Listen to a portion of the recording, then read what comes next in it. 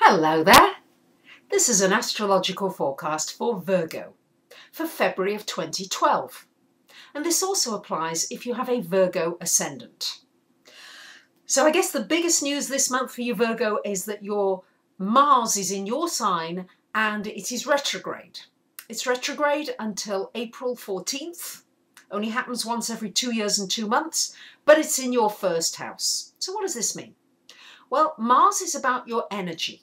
So you are probably going to find that your energy levels are not as high as they usually are. And that's especially going to be the case if you've been overdoing it. If you've been doing much too much, and Virgos, you have been known to be doing that, you will need to listen to your body and take some rest and relax and chill out a bit. It's also a time to look at Mars rules anything connected with passion, looking at what you're passionate about, to be thinking about that. And are you doing your passion? Are you living your passion? Do you know what your passion is? During this Mars retrograde is a great time to really think about that, to get in touch with it. Because Mars will slow you down. It will force you to slow down, to really look at, for example, what are your knee-jerk reactions to situations? Yeah, where you just react to a situation.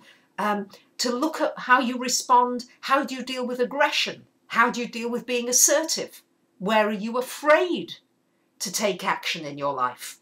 And to look at all these areas. So Mars gives you, when it's retrograde, it gives you time to think about it. Also, what you're working at. Let's say you're busy, but maybe not achieving so much.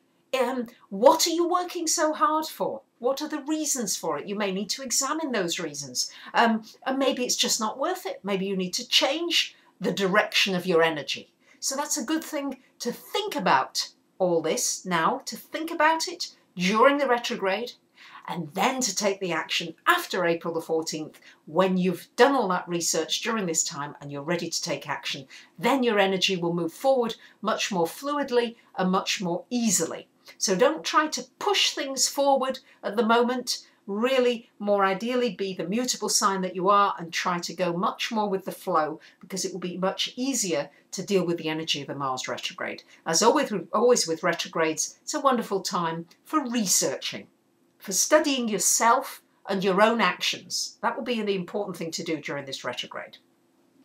A lot happening in your 6th house of work, Virgos.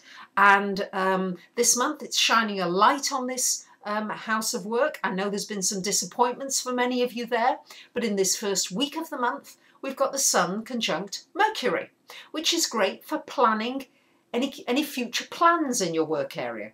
It's also good for creative communications. You'll have a clear mind in anything connected with work, and also anything connected with your routines and your health. You'll be clear about action.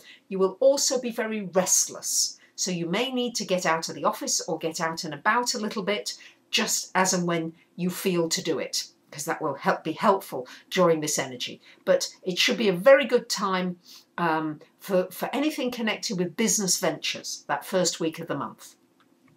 The second week of the month, we've got a lot happening in your 7th house of relationship, Virgos. Much happening there, shining a light in this area. We've got Neptune conjunct Mercury in the second week. So it's not the best time for communications, for clear communications. You may find that somebody misleads you, they didn't mean to mislead you, or you may find that your partner didn't understand what you were talking about. So maybe if you have a real important heart-to-heart talk needed, or an important business talk, delay it until, don't do it in that second week of the month where Mercury is close to Neptune, because there are often misunderstandings, and especially as it's happening in your 7th house, there could well be misunderstandings connected with relationships. We've also got, in the 3rd week of the month, we've got the Sun conjunct Neptune. So you may well feel and find your soulmate, or somebody who feels as though it's your soulmate. Again, with the Mars retrograde in your first house opposite that, I would suggest that you try to go very slowly if you get into any kind of relationship. That's a business or a personal or an intimate relationship, because with the Neptune influence, that person may not be quite as wonderful as they seem. You may be putting them on a pedestal, and when it comes down to really who they are, you may be a little bit disappointed. But nonetheless, there are dreams and hopes as far as relationships are concerned. Just force yourself to go more slowly and you'll be all right. You won't get into trouble. Towards the latter part of the month, we do have Venus and Uranus in your 8th house. So could be a surprise bit of money coming from somebody else. If you're in a serious relationship, could be a deeper type of connection that you just touch on briefly in and out. Also, it could be just a gift from somebody else wanting to help you financially. Could be just something small but nice, coming right out of the blue when you least expect it towards the end of this month. So I wish you a great month, and I thank you very much for listening. Bye for now.